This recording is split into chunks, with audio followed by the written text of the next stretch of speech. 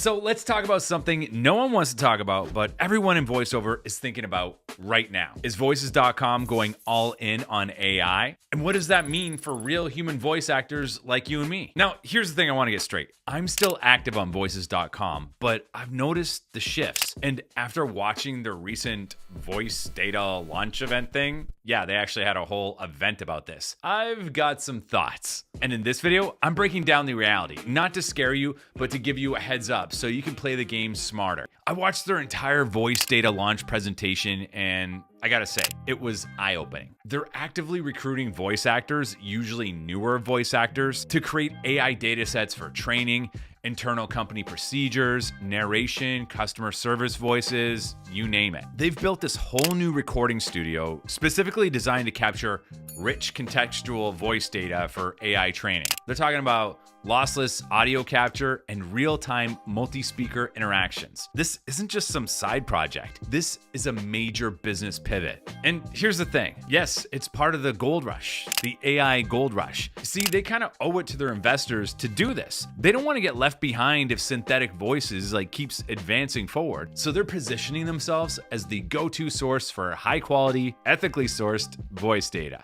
They're building partnerships with AI companies to sell voice data, license voice clones, and be part of the future of voice tech. In their presentation, they talked about working with some of the biggest AI companies. And check this out, delivering more than 100,000 hours of human contributed voice data. That is not a small operation. That's industrial scale. Now, as I said, from a business standpoint, Voices has to hedge their bets. They got to do it. If they don't get involved in AI, they risk becoming obsolete if synthetic voices take over more and more of the market. And let's be honest, some synthetic voices are getting pretty darn good. They could maybe replace voice actors in the low-level jobs where you're doing training and, basic narration. But anything with a personality, it can't touch yet. At least not yet. So they're building these partnerships with AI companies to sell data, license voice clones, and position themselves as the essential infrastructure for the future of voice technology. In their presentation, they kept talking about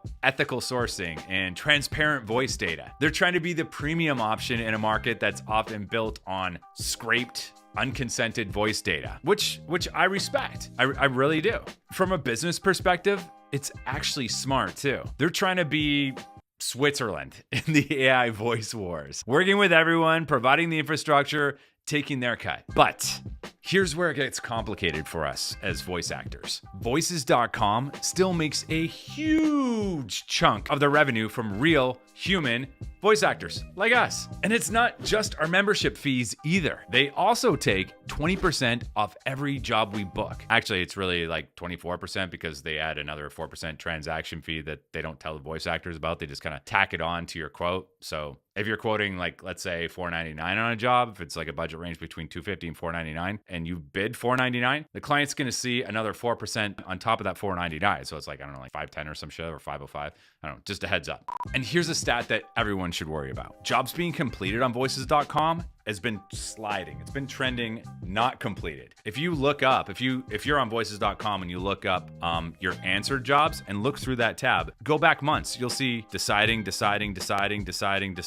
over and over and over and over. Only 40%, as far as I could tell, I don't have a hard data, but it looked to be, I went back pretty far, like a year, it looked to be that only about 60% of the posted jobs on Voices.com actually get completed. 40% sit in deciding. 40% of the jobs on the platform don't get completed right now. Think about that. That's nearly half of the posted jobs on Voices.com never actually get finished. That's a massive problem that nobody's really talking about. So if you think that your booking ratio is actually sliding, it's not. It's just those jobs that you're auditioning for aren't getting completed. I think Voices knows this math. If they went all in on AI and abandoned human voices completely, they'd cut their revenue to a fraction of what it is right now. No human memberships, no 24% cut on human bookings. I don't think that they're abandoning us, at least not completely. I really like a lot of the people there, and they've been pretty transparent with me for the most part. So I got to give it to them for that. And I still love the platform. But here's the thing. If they focus too much on AI and the human experience suffers, they risk burning the people who are actually paying the bills for them right now. Sure,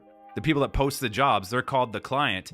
But as far as Voices is concerned, You, the voice actor, are also the client. You're the one that pays them. That brings us to the million-dollar question. Should you still be using Voices.com? Yes, absolutely. But you need to be smart about it. I still maintain that it's one of the easiest places to start as a VO, because learning how to book on there, not having to invoice, everything is completed on the site. The site really holds your hand. It's a great place to start. And you get, for what you pay for a membership, you get a decent amount of auditions too. And I'm yet to meet anybody that didn't make their money back once they invested. So, my opinion, best place to start. Even with all the AI stuff, there are still thousands of jobs posted every month that need real human voices.